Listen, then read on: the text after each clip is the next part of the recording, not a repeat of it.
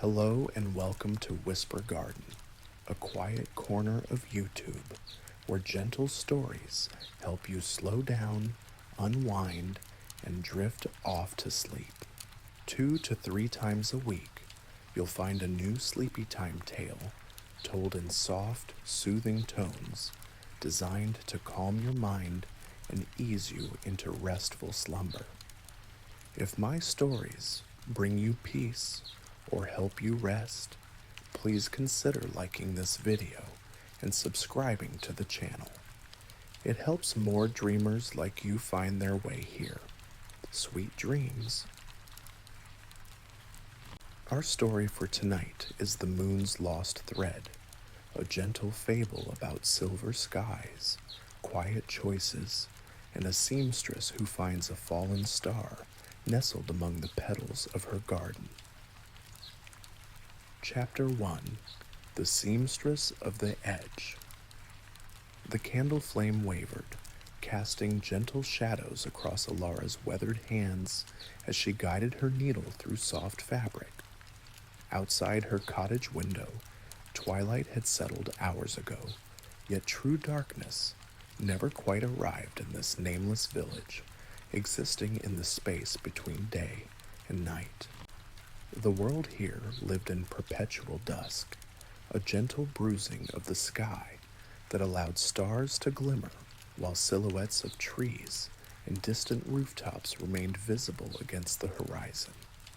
Ilara paused her stitching and rolled her shoulders, feeling the pleasant ache of work well done.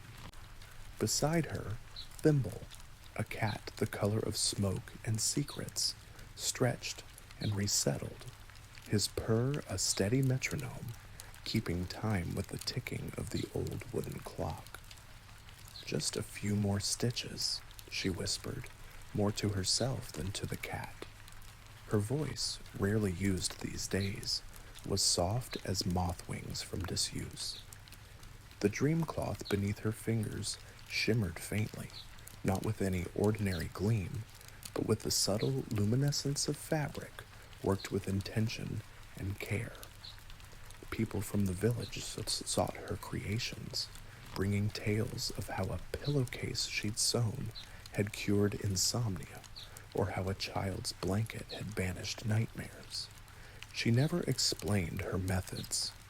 How could she describe the way she thought of stillness itself while working? How she imagined the gentle weight of sleep as she selected her threads. Some things couldn't be told. They could only be stitched. Ilara's needle slowed as her thoughts drifted to her grandmother. The old woman had taught her everything, not just the practical skills of measuring and cutting, but the whispered secrets that made fabric more than fabric. On quiet nights like this, her grandmother would tell stories of the stars, each one a tiny lantern hung by celestial beings who cared for the dreams of mortals below. "The moon is the greatest weaver of all," her grandmother had said, voice crackling like the hearth fire. "She stitches the very fabric of night, threading stars like beads on a necklace. And sometimes, child, if you watch carefully when the world is perfectly quiet, you might see her needle flash."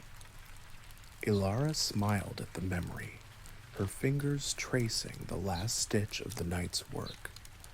She bit off the thread with practiced precision and held up the completed square of dream cloth. It would become part of a larger quilt, one she'd been working on through the season's slow turn. Not for any customer, but for herself. A selfish indulgence, perhaps, but even seamstresses needed dreams. As she folded the fabric, a peculiar sensation prickled at the nape of her neck. The air in the cottage seemed to thicken, as if the night itself had drawn breath and held it. Thimble's purring stopped abruptly. The cat's eyes widened, reflecting candlelight in twin golden pools as he stared at the window. Ilara turned, following his gaze. Beyond the glass panes, above her garden, where lavender and foxgloves slumbered under the gentle touch of dew, the sky trembled. Not a dramatic shudder, but a subtle vibration, as if something had disturbed the very weave of the heavens. For just a moment, she thought she saw a flash, not lightning, but something finer, more deliberate, like a silver needle catching light. "Did you see that?" she asked Thimble, who only blinked slowly in response. Outside, the garden waited in hushed anticipation, and somewhere far above, unseen forces shifted in their ancient patterns. Ilara felt herself drawn to the window, palm pressed against the cool glass.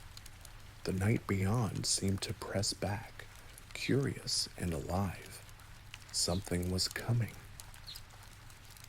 Chapter 2. The Silver Thread Snaps. In the vast expanse of the heavens, unseen by mortal eyes that could never comprehend its true nature, the moon moved with the deliberate grace of an artisan at work. Not the moon as humans perceived it, a distant orb of rock and reflected light, but the moon as it truly was, a being of ancient consciousness, robed in woven mist and silver light, with hands that held the very fabric of night. For eons beyond counting, the moon had maintained the delicate tapestry of the sky.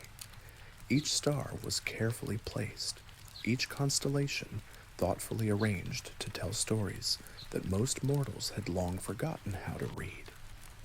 The moon's silver needle flashed between worlds, securing light to darkness in stitches too fine for even the most powerful telescope to detect. Tonight, as on countless nights before, the moon drew its thread across the indigo expanse, securing a small star that had grown slightly loose in its moorings. The star, a tiny living light, hummed contentedly as the moon's gentle fingers worked. All was stillness and purpose, the endless patient labor of maintaining cosmic order. Then, without warning, something shifted. Perhaps it was a momentary distraction, a flicker of awareness directed elsewhere in the vast universe. Perhaps it was simply that even the most ancient of beings may, in the fullness of time, experience the equivalent of what mortals would call fatigue. Whatever the cause, the moon's silver needle snagged. The thread, finer than gossamer, yet stronger than any earthly material, suddenly went taut. For a breathless moment, the sky itself seemed to pause. Then, with a sound that existed beyond human hearing, a crystalline note of pure, musical surprise, the silver thread snapped. The tiny star, suddenly untethered from its celestial mooring, wobbled in the void. Its light pulsed with confusion, a soft, chiming sound emanating from its core. The moon reached out, fingers extending with graceful urgency, but it was too late. The star slipped from its place in the great pattern, tumbling through layers of atmosphere and cloud. Down it fell, a mote of light against the darkness, spinning and chiming its distress as it descended. The moon could only watch, silver robes billowing in cosmic winds, as one of its charges plummeted toward the sleeping earth below. In her cottage at the edge of the nameless village, Ilara had just turned away from the window, convincing herself that the strange trembling of the sky had been nothing more than a trick of her tired eyes. She placed her sewing basket on the shelf and extinguished all but one candle, preparing for sleep. That's when she saw it, a streak of light, different from any shooting star she had ever witnessed. This light didn't flash and disappear, but seemed to wobble in its descent, moving more slowly than seemed natural. And was that a sound? A faint chiming carried on the night breeze, like tiny silver bells. Ilara held her breath as the light descended, its path arcing directly toward her garden. There was a moment of absolute stillness when even Thimble seemed frozen in place. Then a soft glow bloomed among her flowers, gentle as a sigh. Without thinking, Ilara reached for her shawl, wrapping it around her shoulders. Something waited in her garden, something that didn't belong to the earth. Her hand hesitated on the door latch as a mixture of wonder and apprehension washed over her. "I'll just look," she whispered to Thimble, who watched her with unblinking eyes. "I'll just see what it is."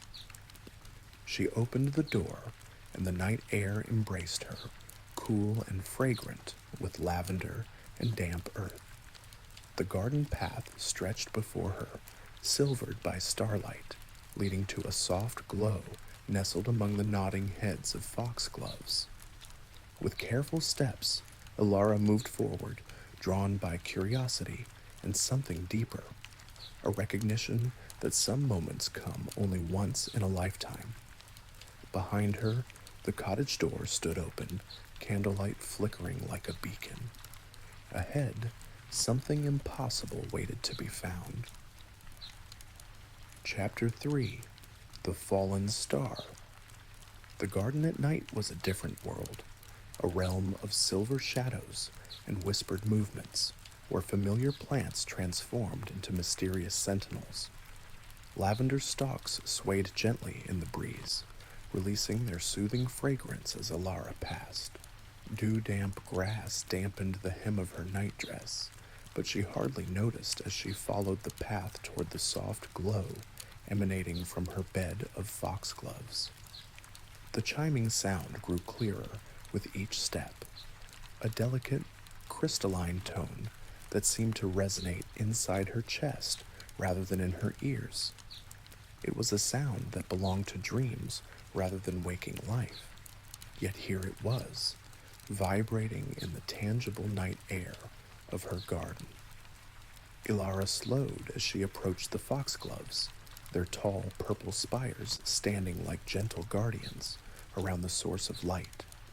Carefully, she knelt in the cool grass, her movements deliberate and slow, as if approaching a wild creature that might startle and flee. There, nestled in the heart of her tallest foxglove, lay something no larger than a thimble, a perfect mote of light that pulsed gently, like a tiny heart beating. It wasn't blinding or harsh, but a soft, warm radiance that reminded Ilara of honey held up to sunlight. As she leaned closer, she could see that it wasn't merely light, but a physical thing, a tiny crystalline object that contained light within its structure, a star, a fallen star. Her grandmother's stories rushed back to her, tales of stars as living beings, as ancient as time yet innocent as newborns. The stories had seemed like fanciful bedtime inventions when she was a child, but now, facing the impossible reality before her, Ilara wondered how her grandmother had known. The tiny star seemed to sense her presence. Its chiming changed pitch slightly, becoming questioning, almost curious. When Ilara hesitantly extended her hand, palm upward in invitation, the star's light brightened momentarily, a flash of recognition or acknowledgement. "Hello," Ilara whispered, feeling both foolish and awestruck. "Are you lost?" The star chimed again, a silvery note that somehow conveyed both agreement and distress. It rose slightly from its resting place among the foxglove petals, hovering uncertainly. After a moment's hesitation, Ilara cupped her hands beneath the floating light. May I? She asked softly. The star drifted downward, settling into her palms with surprising weight, not heavy, but substantive, like holding a smooth river stone warmed by the sun. Its light spilled between her fingers, illuminating the lines of her hands and casting soft shadows across her face. The chiming quieted to a gentle hum, a vibration she could feel against her skin. Ilara stood carefully, cradling the star close to her chest. The night air had grown cooler, and though she couldn't be certain, she thought the tiny light shivered slightly. "Come inside," she murmured. "It's warmer there." As she turned back toward the cottage, Ilara couldn't help glancing upward at the vast expanse of sky. Were there eyes up there, watching? Did someone miss this tiny light? A curious sensation of being observed prickled along her spine. But when she searched the heavens, she saw only the familiar pattern of stars and the crescent moon, silent and serene as always. Thimble was waiting at the doorway, his tail twitching with feline curiosity as Ilaris entered the cottage. He followed close at her heels as she carried the star to her work table, where the single remaining candle cast a golden circle of light. Carefully, she set the star down beside her sewing basket. It chimed softly, its light casting unusual shadows that seemed to move with intentions of their own. Thimble leapt onto the table, nose twitching as he cautiously investigated the visitor, then settled nearby, purring resumed but eyes alert. "What am I to do with you?" Ilara wondered aloud, studying the star's gentle pulsing. Its light seemed to respond to her voice, brightening slightly when she spoke. Outside, the night continued its peaceful progression. Inside, seated at her table with a fallen star and a curious cat for company, Ilara felt the familiar patterns of her life shift subtly, like fabric reweaving itself into a new design. She had lived alone for so long, content in her solitude, that the presence of something so extraordinary, so clearly not of her world, should have been alarming. Instead, as she watched the star's light play across her collection of threads and needles, she felt a sense of rightness, as if she had been waiting for this moment without knowing it. The star had fallen into her garden. Of all the places on earth it might have landed, surely that meant something. "You can stay until we figure out what to do," she told the star, which chimed what might have been agreement. "I'll keep you safe." And somewhere far above, unseen in the vastness of night, the moon continued its ancient work, silver needle flashing as it repaired the empty space where a star had once been securely stitched. Chapter 4. Stitching with Starlight.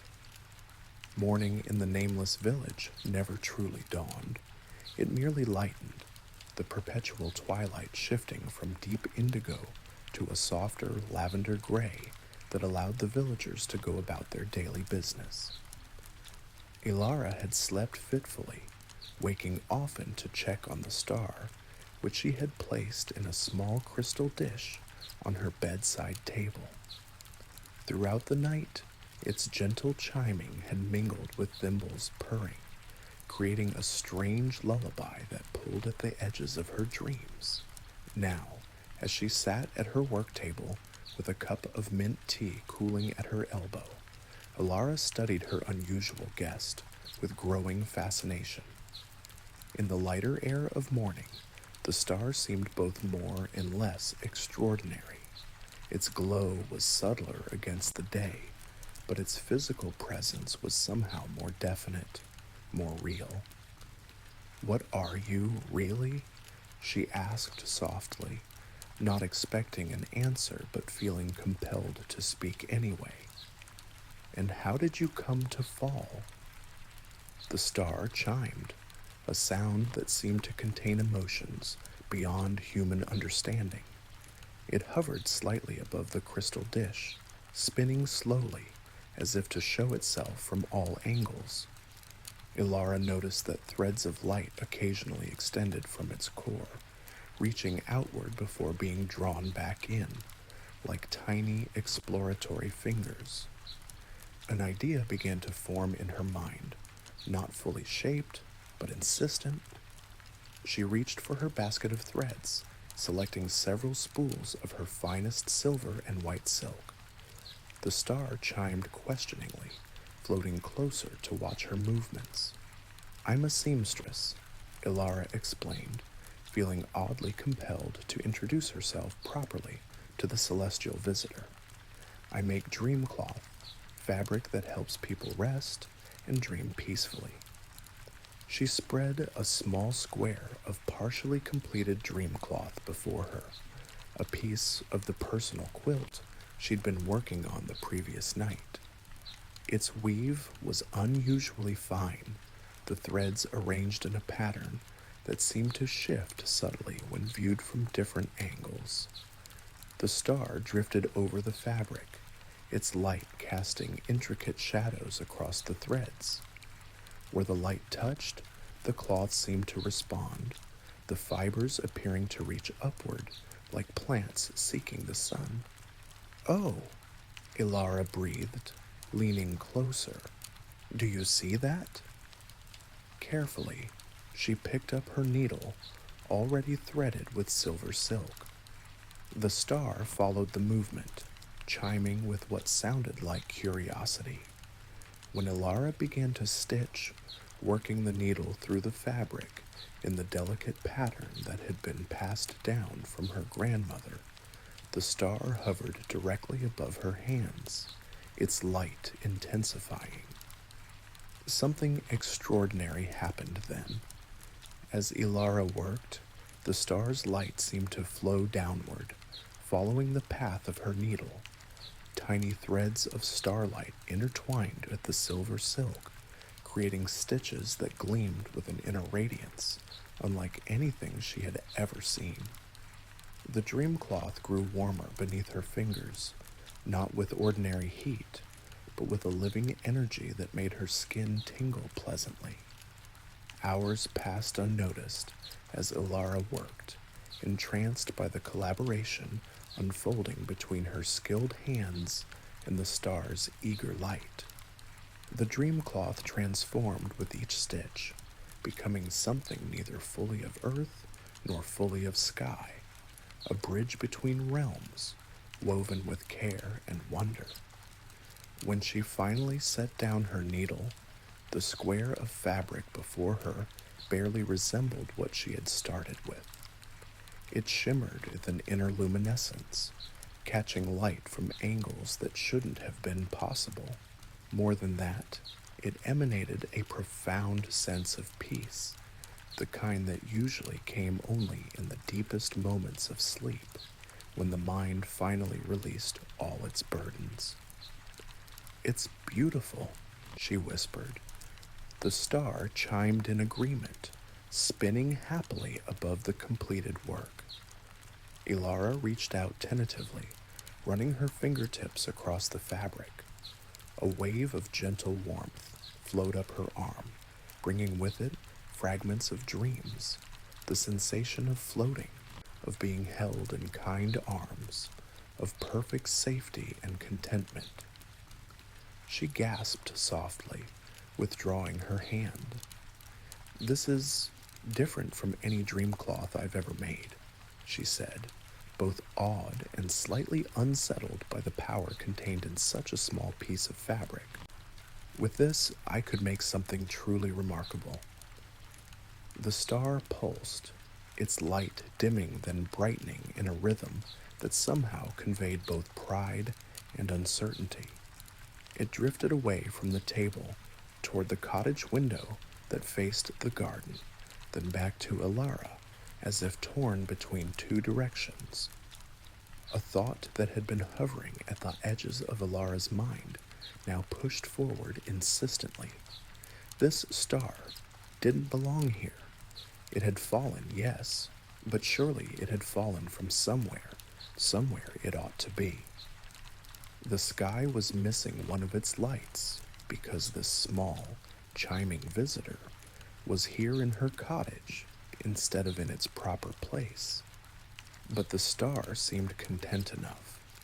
It had helped create something wonderful, and the thought of that empty space in her cottage, once the star was gone, the thought of returning to her quiet, solitary life without this small companion's gentle chiming and curious light, made Alara's chest tighten with a familiar loneliness she had spent years convincing herself she didn't feel. "Do you want to stay?" she asked the star softly, already knowing the question was selfish. How could she know what a star wanted, what a star needed? The star's response was a complex melody of chimes that Alara couldn't begin to interpret. It spun in place, its light fluctuating, before settling once more near the dream cloth they had created together. Outside, beyond the garden, the perpetual twilight had deepened again toward the evening. Soon the other stars would be visible, patterning the sky with their ancient arrangements. Would they notice the gap where this one should be? Would anyone come looking for it? Ilara sighed, running her fingers over the luminous fabric once more. "We can decide tomorrow," she told the star, though she wasn't certain which of them she was trying to convince. "For now, let's just enjoy what we've made."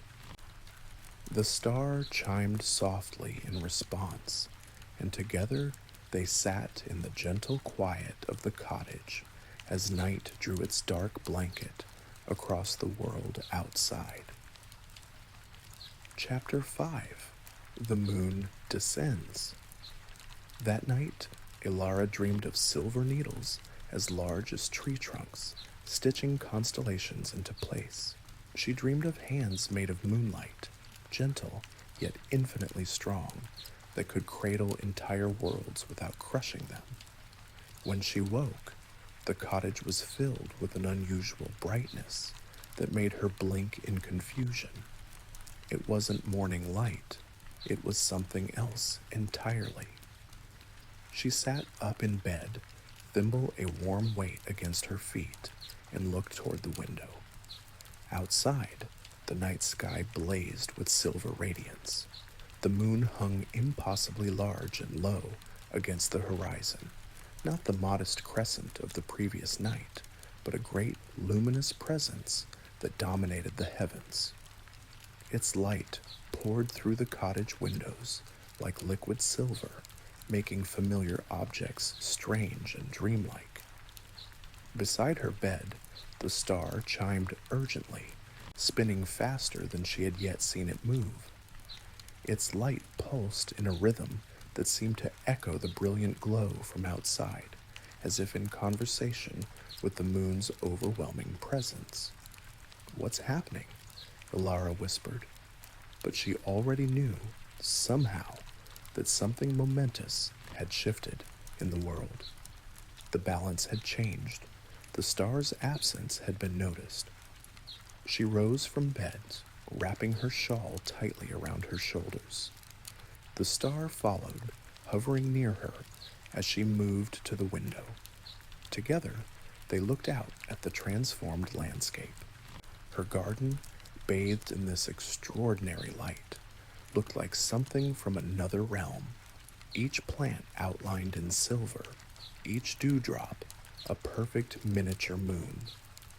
Beyond the garden, the forest that marked the boundary of her property stood tall and watchful. And there, between the ancient trees, something moved, something that was neither shadow nor substance, but a presence that made the air itself tremble.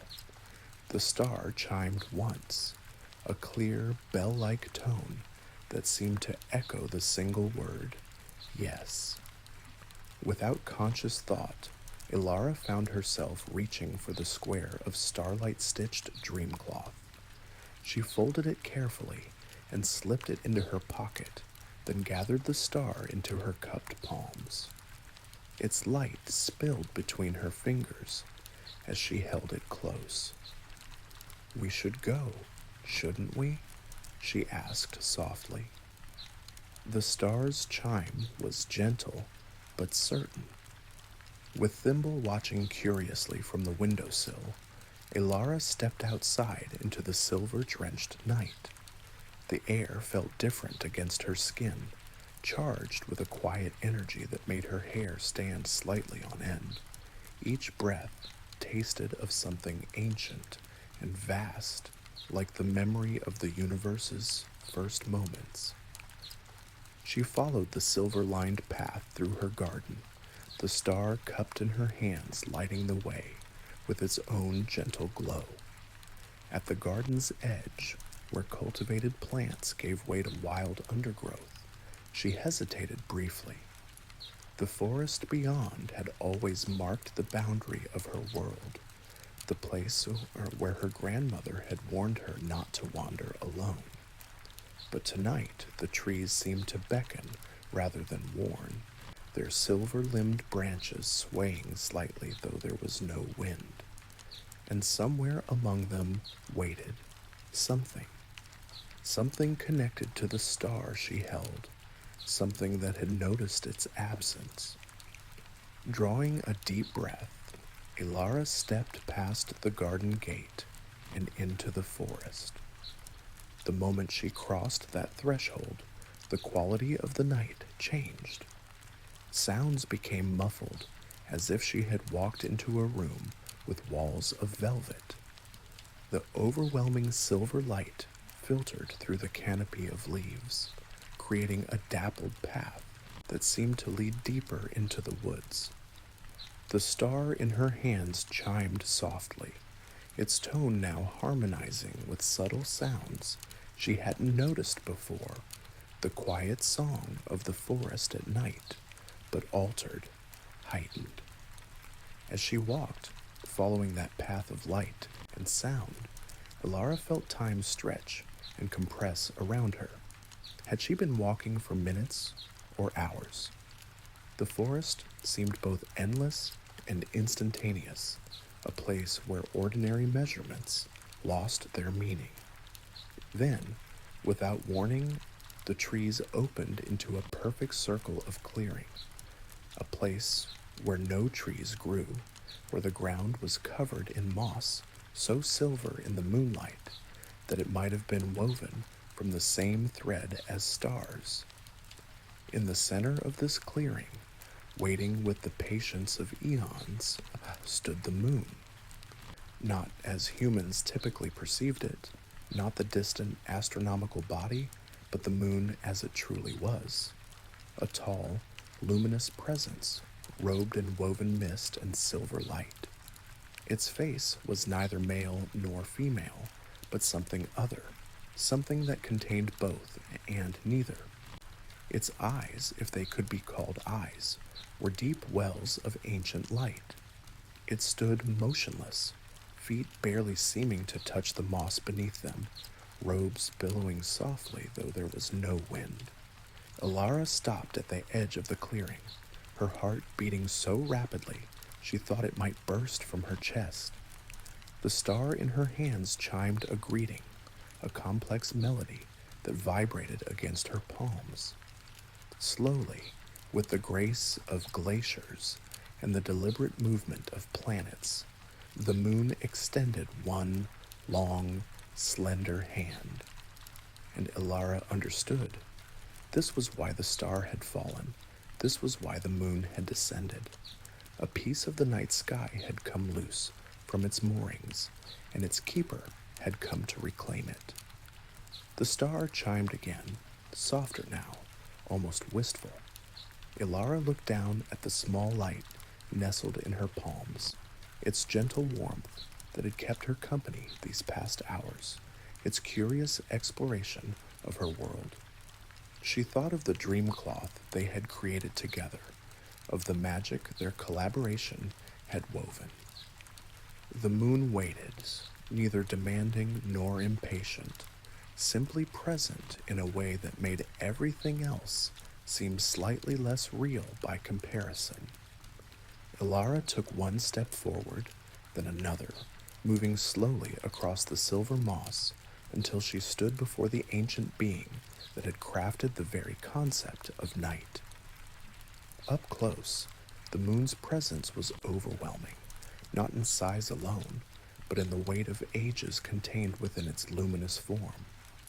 Ilara felt both insignificant and precious beneath its gaze, like a single thread in a vast tapestry that would nevertheless be missed if absent.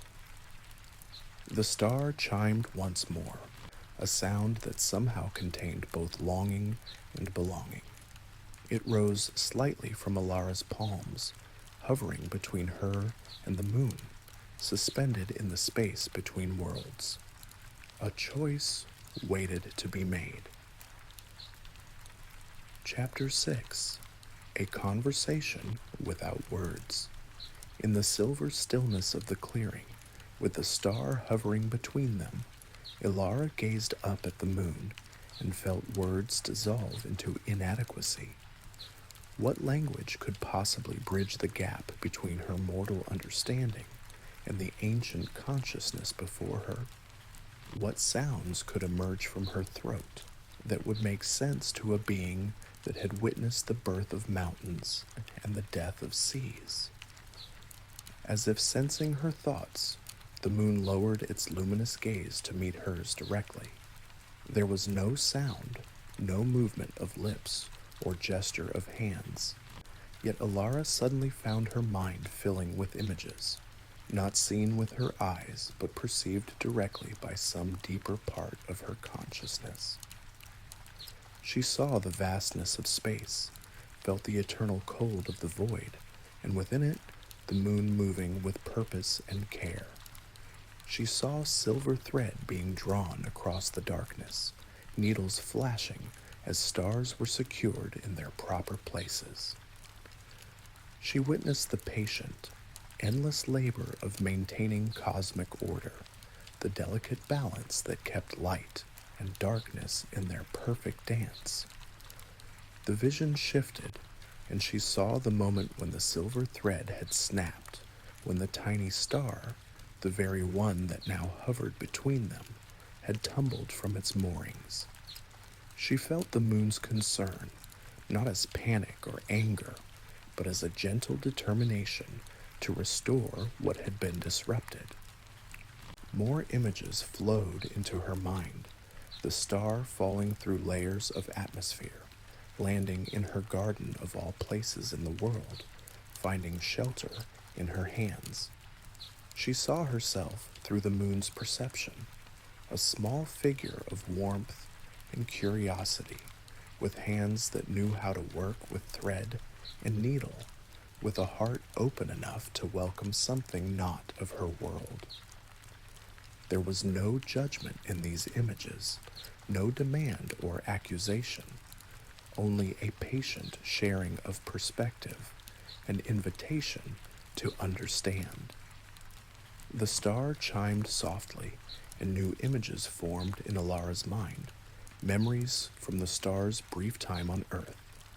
The wonder of her garden seen from a new angle, the comfort of her cottage's warmth, the fascination of watching her work with thread and fabric, and most vividly, the joy of collaboration as they had created the dream cloth together, weaving earthly skill with celestial light. Ilara reached into her pocket and withdrew the square of fabric they had made, holding it up so that it caught the moon's silver light. The dream cloth gleamed with an inner radiance, the threads of starlight woven through it, pulsing gently in resonance with the star itself. "We made this," she said softly, her voice sounding small yet clear in the hushed clearing. "I've never created anything like it before." The moon's gaze shifted to the cloth, and Ilara felt a new ripple of understanding pass between them. There was recognition in that gaze, one weaver acknowledging the work of another, one creator appreciating the beauty brought forth by creation.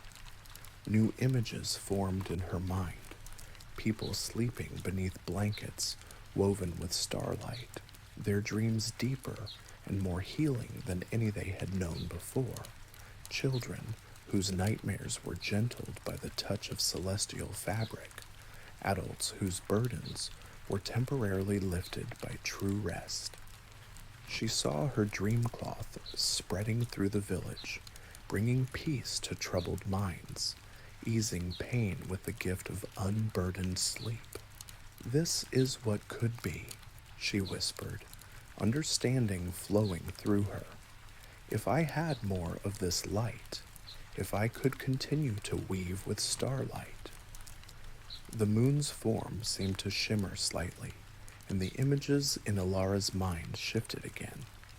Now she saw the night sky as the moon perceived it, not as a distant, decorative canopy, but as a living tapestry where each star had its place and purpose.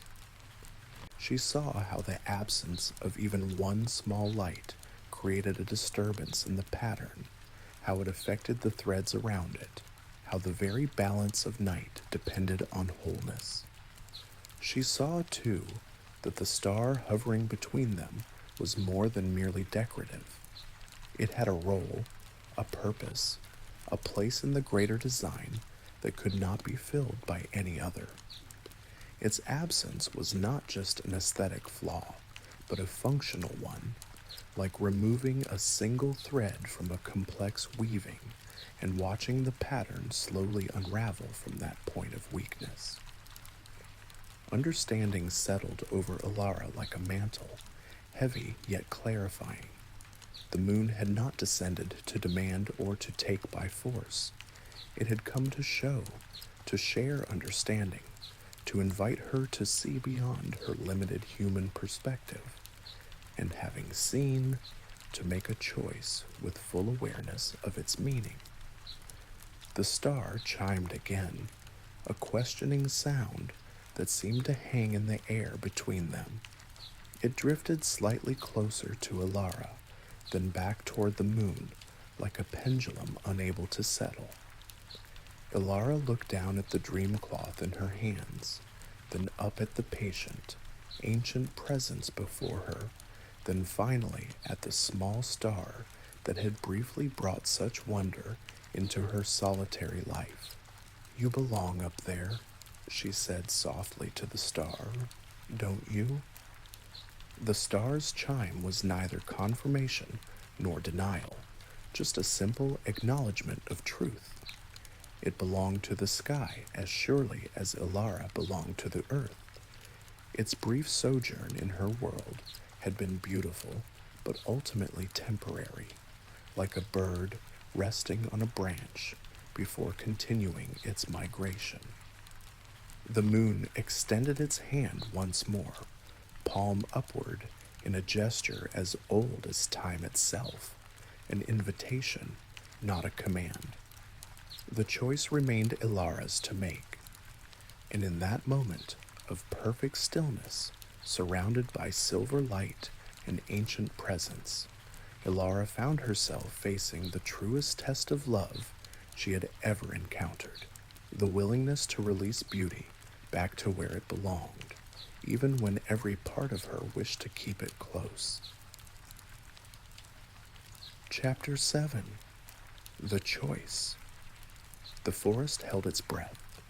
No breeze stirred the leaves, no creature rustled in the underbrush. Even the perpetual twilight that defined the nameless village seemed to pause, suspended between one moment and the next. In this perfect stillness, Ilara stood with a star in her hands and a choice in her heart. The star pulsed warmly against her palms, its familiar chiming a comfort she had grown accustomed to in the brief time they had shared. She thought of her cottage, how empty it would feel without this small, curious light exploring its corners. She thought of future dream cloths she might create, lacking the luminous magic of starlight woven through their threads. But most of all, she thought of what she had seen through the moon's silent sharing, the greater pattern in which this star had its place, the delicate balance maintained by each light remaining where it belonged. She thought of the night sky slowly unraveling from the point of this single absence, like a cherished garment coming undone from one loose thread. What is right is not always what we wish for, her grandmother had often said, usually when teaching Alara some particularly difficult stitch.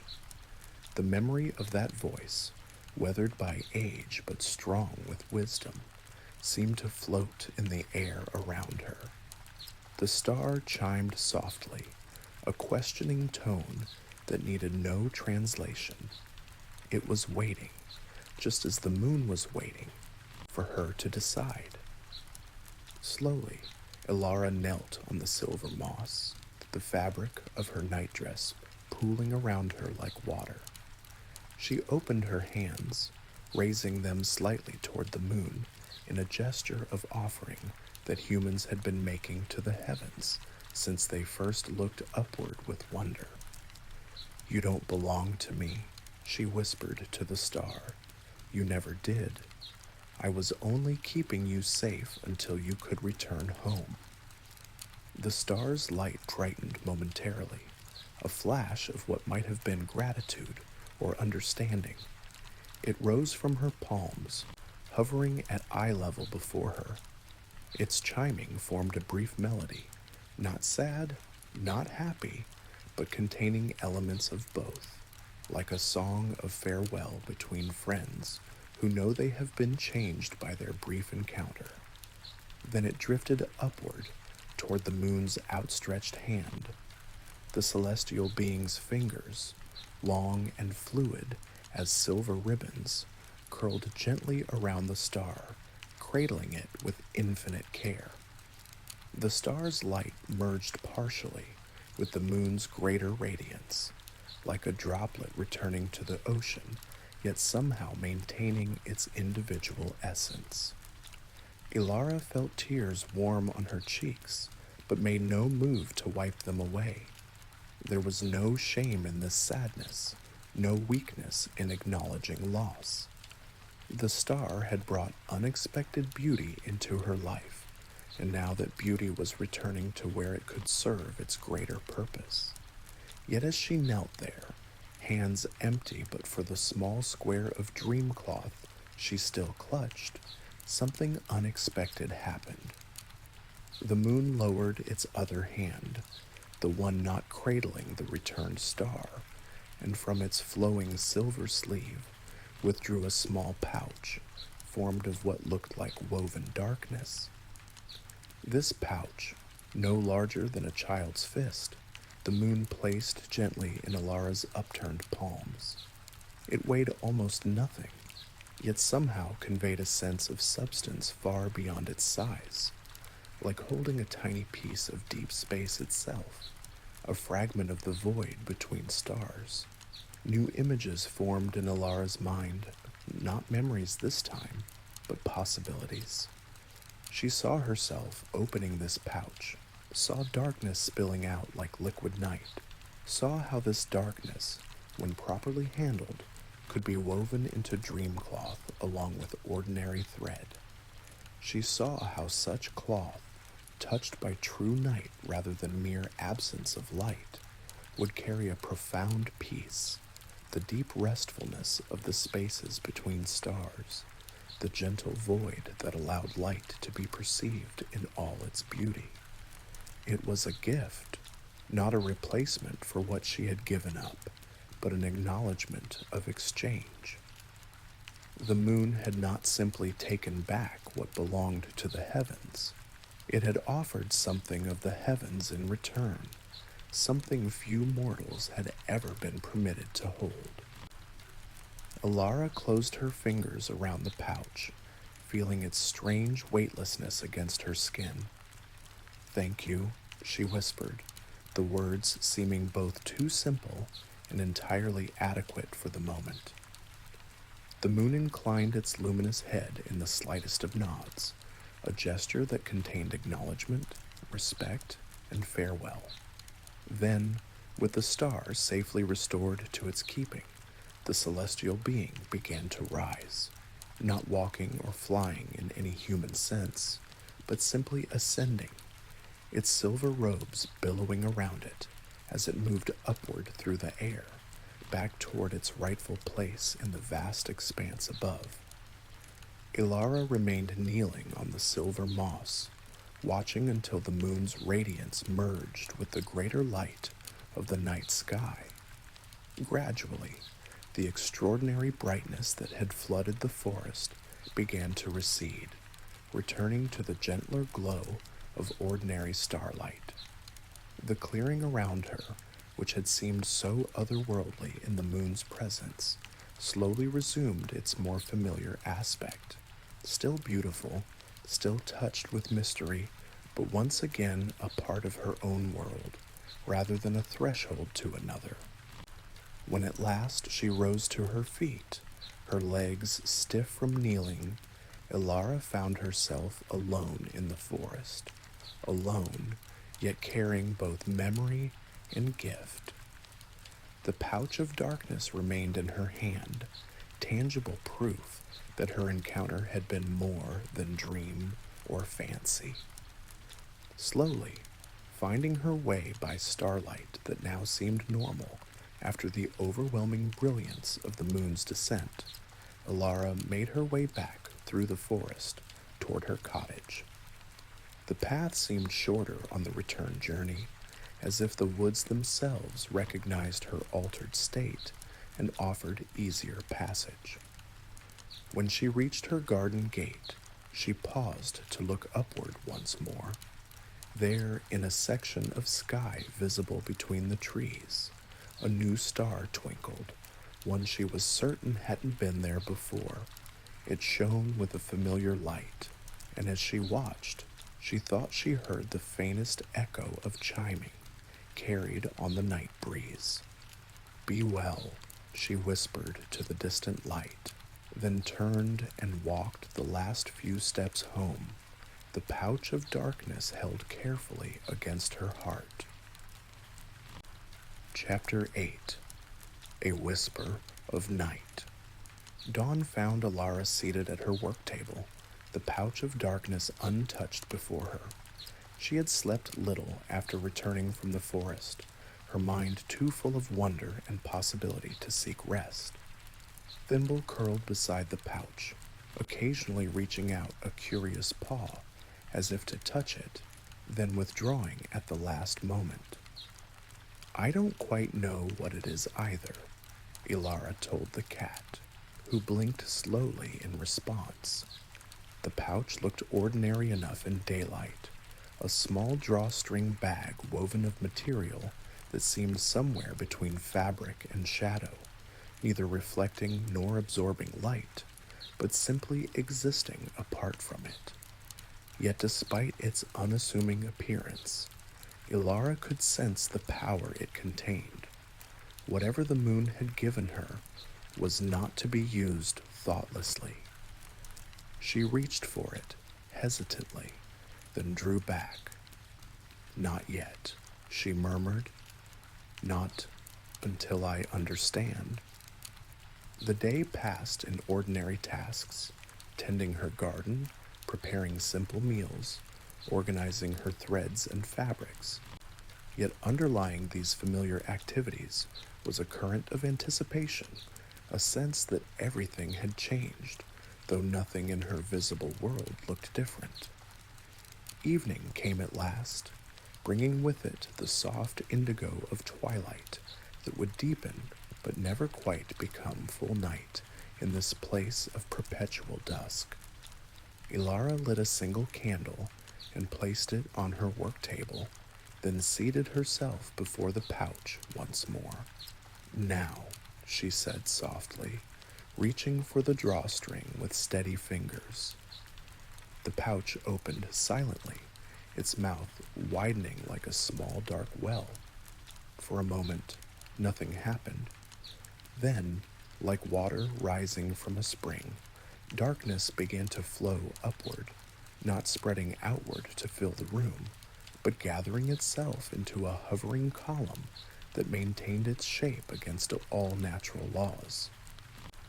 This was not the absence of light, Ilara realized with wonder, but something more fundamental. Darkness as an element in its own right, as tangible and real as earth or air or water. It moved with a fluid grace, swirling gently above the open pouch, neither threatening nor harmful, but simply waiting with patient purpose. Cautiously, Alara extended her hand toward the column of darkness. As her fingertips made contact, a profound sensation wished over her. Not cold, as she might have expected, but a deep, velvety comfort, like being wrapped in the perfect weight of blankets on a winter night. More than that, there was a quietness to the touch, a cessation of the small, constant noises that filled even the most peaceful moments of life. For that brief instant of contact, Ilara experienced perfect silence, not merely external, but within her own mind. The ceaseless chatter of thoughts, worries, memories, and plans simply paused. In that pause, there was a peace so profound it brought fresh tears to her eyes. When she withdrew her hand, the ordinary sounds of the cottage returned, the soft crackle of the candle flame, Thimble's quiet breathing, the distant rustle of leaves in her garden. But the memory of that silence remained, precious as any treasure. The darkness continued to hover, patient and unexpectedly beautiful in its absolute depth. Alara reached for a small wooden shuttle, the kind she used for especially delicate weaving. With careful movements, she gathered a portion of the darkness onto the shuttle, winding it as she would thread. The darkness allowed itself to be collected, maintaining its essential nature while conforming to the new shape. When Alara had wound what seemed an appropriate amount, the remainder of the darkness flowed gently back into the pouch, which she carefully closed. She held the shuttle up to examine her prize. The darkness wound around it seemed to pulse slightly, as if still connected to its source. It caught no gleam from the candle, reflected no light at all, yet somehow managed to appear not as a void or whole in reality, but as something with its own integrity and beauty. "What wonders you might weave," Ilara whispered, already envisioning the possibilities. She reached for her loom, where a new piece of dream cloth had been taking shape over the past weeks. It was nearly complete, a blanket large enough to cover a bed, woven in subtle patterns of silver and gray and palest blue, designed to bring restful sleep to its eventual owner.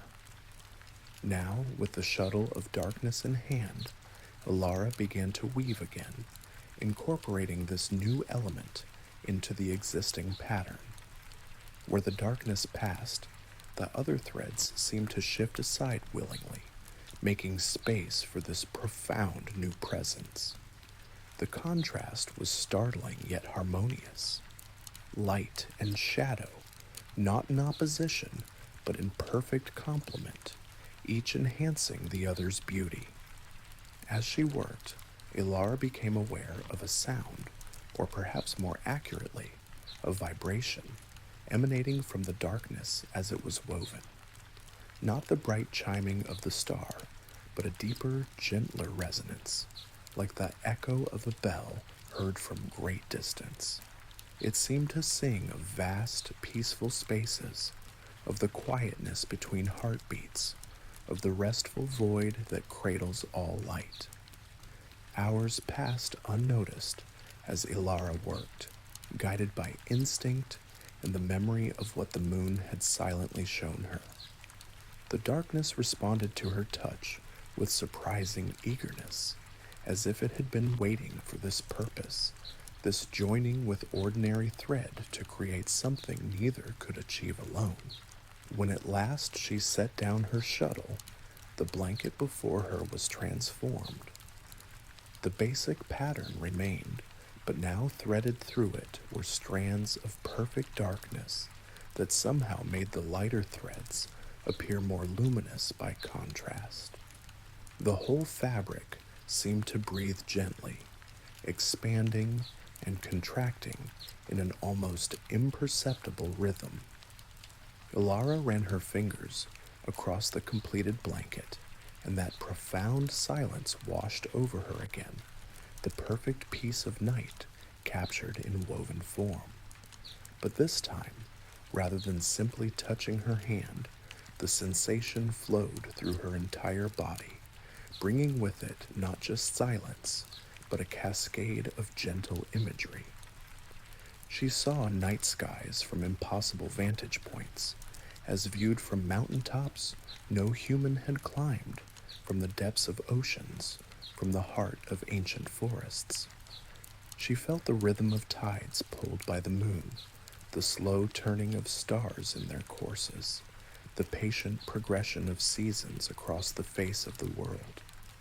Most of all, she experienced the deep restfulness that true night offers, not as the absence of day, but as its necessary counterpart, the inhalation to day's exhalation in the breathing cycle of existence. When the visions faded, Ilara found herself seated before her loom, hands still resting on the completed blanket, tears streaming silently down her face. Tears not of sadness, but of wonder, of gratitude for being permitted to touch, however briefly, the profound mysteries that maintained the world. Gently, she lifted the blanket from the loom, folding it with careful hands. What she had created was more than mere fabric, more than simple dream cloth. It was a whisper of night itself, a song of darkness given tangible form. And she knew, with a certainty beyond words, exactly what she must do with it. Chapter 9, Dreamcloth. Morning found the nameless village stirring to its usual quiet rhythm. People emerged from their homes, nodding greetings to neighbors as they went about their daily tasks. In this place of perpetual twilight, routine provided structure, a framework around which life could be woven with meaning and purpose. At the edge of the village, where the last weathered cottages gave way to wilder lands, Ilara walked a familiar path. The blanket she carried was wrapped carefully in simple brown paper, tied with silver string. Its weight in her arms felt significant beyond its physical substance, a responsibility as well as a gift. She passed the village square, where a small market was being set up. Several people nodded greetings, a few calling out offers to examine newly harvested herbs or freshly baked bread. Ilara smiled in return, but continued without pausing, her destination clear in her mind. At the far side of the square stood a modest building of weathered stone. Unlike the surrounding cottages, with their gardens and decorative touches, this structure was plain, almost severe in its simplicity. Yet the windows were large and clean, allowing the perpetual twilight to fill the interior with its gentle glow. This was the resting house, the place where those who could no longer sleep, whose minds had become too burdened or bodies too pained to find natural rest, could come for care and healing. Every village had such a place, though few spoke of it directly. To need the resting house was not a shame, but a private sorrow, acknowledged with quiet respect rather than open discussion. Ilara climbed the 3 stone steps to the door and knocked softly. After a moment, the door opened to reveal a tall woman with silver-streaked hair pulled back in a simple knot.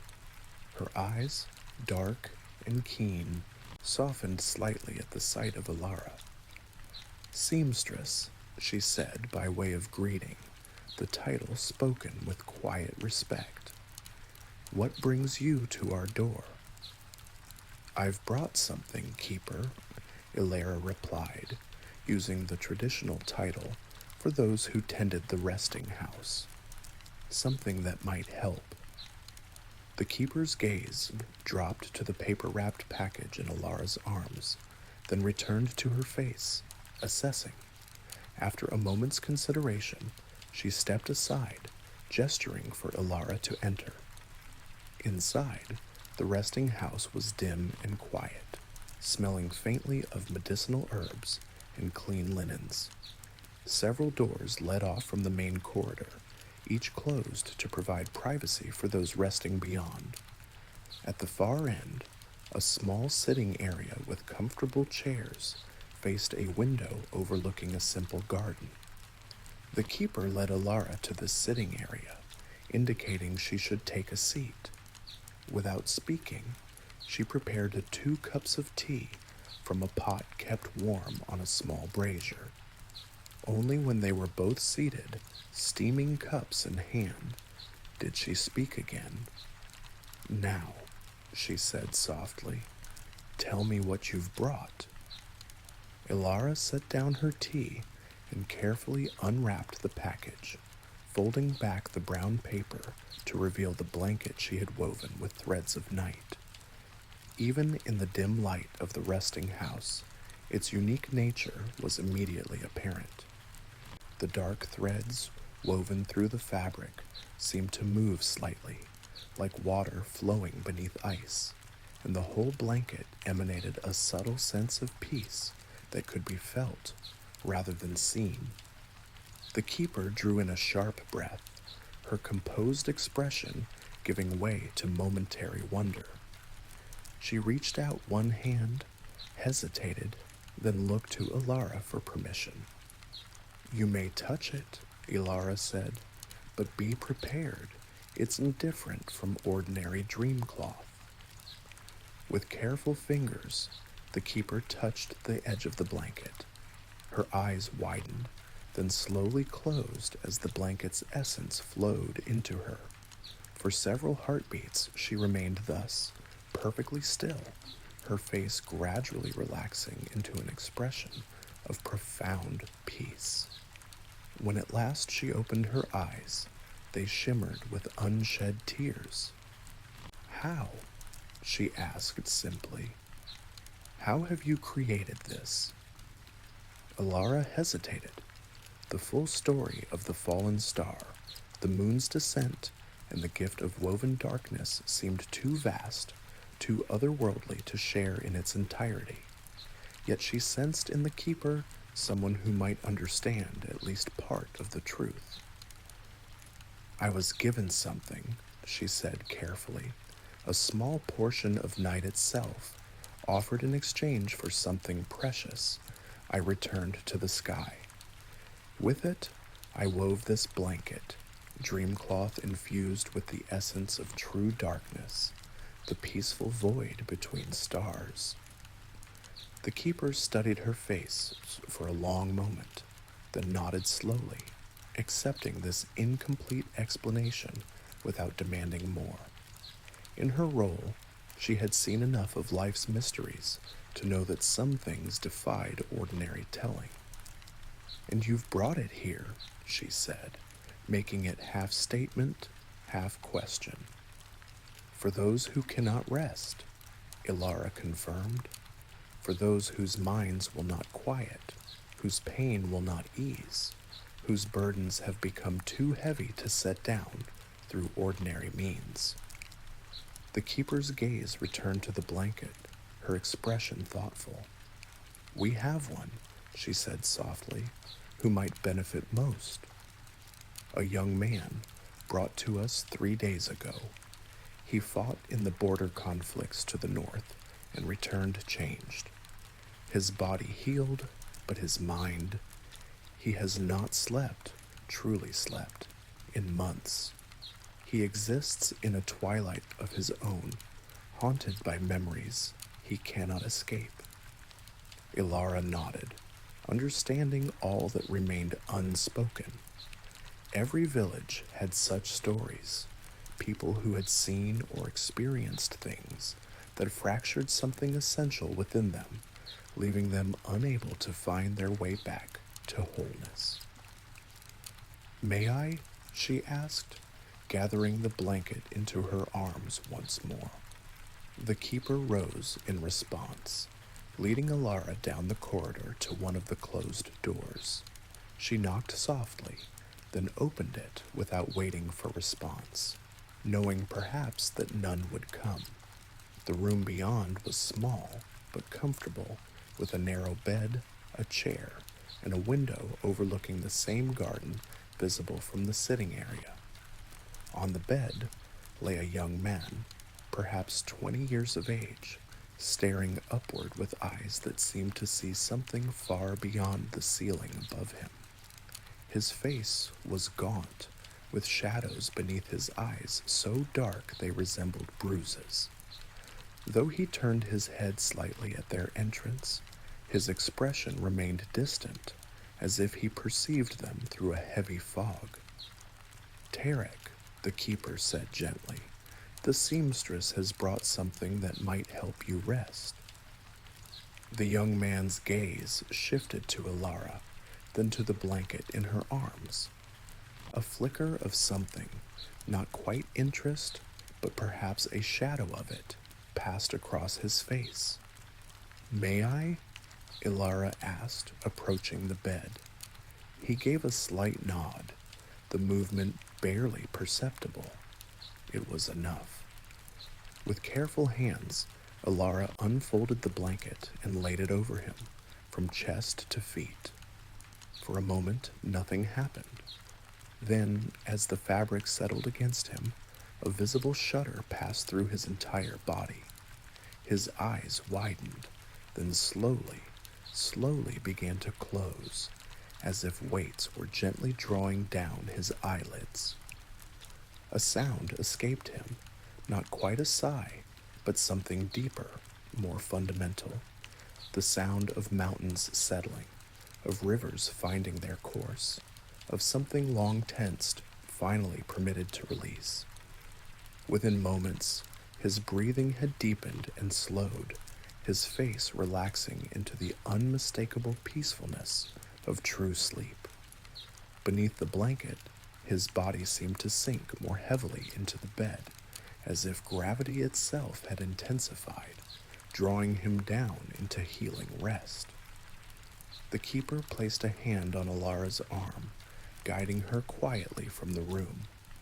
Only when the door was closed behind them did she speak, her voice barely above a whisper. "In all my years tending this house," she said, "I have never seen anything like that. He has been with us 3 days and nights, never sleeping more than minutes at a time, always to wake gasping and disoriented. And now he sleeps," Ilara finished for her, "and in that sleep he may begin to heal." They returned to the sitting area, where their tea had cooled untouched. The keeper regarded Ilara with new eyes, not with the respectful acknowledgement due a skilled craftswoman, but with the deeper recognition reserved for those who work with mysteries beyond ordinary understanding. "The blanket," she said after a moment, "will its effect last?" Ilara considered this. "I believe so," she said slowly. "What it contains is not a temporary charm or passing influence, but something far more essential, the peace of night itself, the restfulness of the void between stars. Such things do not fade quickly. if at all. And can you make more? The question was asked carefully, with full awareness of its presumption. Ilara thought of the pouch of darkness, still half full, waiting in her cottage. She thought of the village, of how many might benefit from such dreamcloth, not only those in the resting house, but children troubled by nightmares, elders whose sleep grew thin and fragmented with age, ordinary people carrying burdens of grief or worry too heavy for ordinary rest to ease. Yes, she said simply, not in great quantity, but enough. Enough to help those in deepest need. The keeper nodded, satisfied. Then we are fortunate indeed to have such a seamstress among us. Ilara smiled slightly, thinking of all that had brought her to this moment. A fallen star, a moon descended to earth, a gift exchanged for a gift. We are all fortunate, she said softly, when the sky takes notice of us, even briefly. The keeper raised an eyebrow at this cryptic statement, but did not press for explanation. Instead, she rose and extended her hand in the traditional gesture of agreement and gratitude. May your threads never tangle, she said, completing the old blessing exchanged between craftsfolk. And may your work bring peace, Ilara responded, the traditional reply altered slightly to fit this unique circumstance. As she walked home through the perpetual twilight, Ilara felt a sense of rightness settle over her. The star had returned to its place in the heavens, the cosmic order maintained, and from that exchange had come not loss, but transformation. Darkness turned to comfort, void shaped into healing. That night in her cottage at the edge of the village, Ilara slept beneath a simple blanket of her own making, and in her dreams she soared through vast reaches of stars, guided by a familiar chiming light, watched over by the gentle presence of the moon as it continued its ancient work of keeping the night in perfect balance. Epilogue. The sky holds its breath. Seasons turned in their slow dance, the perpetual twilight of the nameless village, shifting through subtle variations of depth and hue as time passed. In her cottage at the edge where the garden met the forest, Ilara continued her work with quiet purpose. The pouch of darkness the moon had given her proved to contain more than she had initially imagined. Not an infinite supply, but one that seemed to replenish itself slowly, like a spring of pure water rising from hidden depths. With careful management, she found she could weave a new piece of night-infused dreamcloth each month when the moon waxed full and the connection between earth and sky grew strongest. These special creations she distributed with thoughtful care, not selling them as she did her ordinary work, but giving them where need was greatest. A blanket for a child whose night terrors had left her afraid to close her eyes. A shawl for a woman whose grief had hollowed her into sleepless sorrow. A pillowcase for an elder whose memories had begun to tangle and confuse, leaving him restless and afraid. Word spread as word will in small communities. People spoke in hushed tones of the seamstress who dwelled at the edge, whose hands could weave not just thread, but something deeper, something that brought rest beyond ordinary sleep. They spoke of dreams like gentle journeys, of waking refreshed in both body and spirit, of burdens temporarily lifted by the profound peace her creations bestowed. Some brought gifts in exchange: fresh bread, rare herbs, handcrafted items of beauty or utility. Ilara accepted these with grace, but never required them. The work itself was exchange enough, the knowledge that she was using the moon's gift as it was meant to be used, to bring balance, to ease suffering, to connect the vast peace of the cosmos with the small, precious lives that looked up at it with wonder. And always, on clear nights when her work was done, Alara would step outside into her garden and look upward at the tapestry of stars. There, in a section of sky visible between the trees, one star shone with particular brightness, a familiar light that sometimes seemed to pulse in rhythm like a distant heartbeat. On such nights, she would raise her hand in silent greeting, and sometimes, though perhaps it was only fancy, she thought she heard the faintest echo of chiming carried on the night breeze, a reminder of connection, of exchange, of beauty briefly held and willingly released. In the village, the resting house recorded its own small miracles. The young soldier, Tarek, had been the first, but not the last, to find healing beneath Alara's blanket. After days of deep, dreamless sleep, he had awakened changed, not cured of all that troubled him, but strengthened enough to begin the slower work of true healing. He had eventually returned to the world, taking with him a small square of the special dream cloth to keep beneath his pillow, a talisman against the darkest memories. Others followed a similar path, entering the resting house, bent beneath burdens too heavy to bear alone, finding respite beneath the blanket woven with night, emerging not instantly healed, but ready to begin healing. The keeper kept careful records of these cases, noting patterns, durations, outcomes, building a quiet body of knowledge about this extraordinary treatment.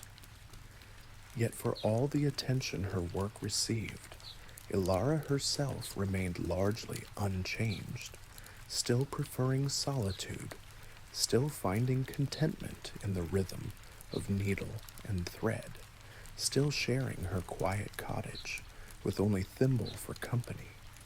The only real difference was in her dreams, which now often took her soaring through star-filled vastness, guided by familiar chiming, watched over by the gentle presence of the moon. And sometimes, in that space between waking and sleep, she would see images beyond ordinary dreaming, the moon at its work, silver needle flashing as it maintained the fabric of night, the careful mending of loose stars, the patient, eternal labor of keeping cosmic order. Not memories, precisely, but something more, as if having once glimpsed behind the veil of ordinary perception, she could now occasionally peer through it again, in moments of perfect stillness. Years passed in their gentle progression. Ilara's hair began to silver, her hands to show the subtle marks of age and work.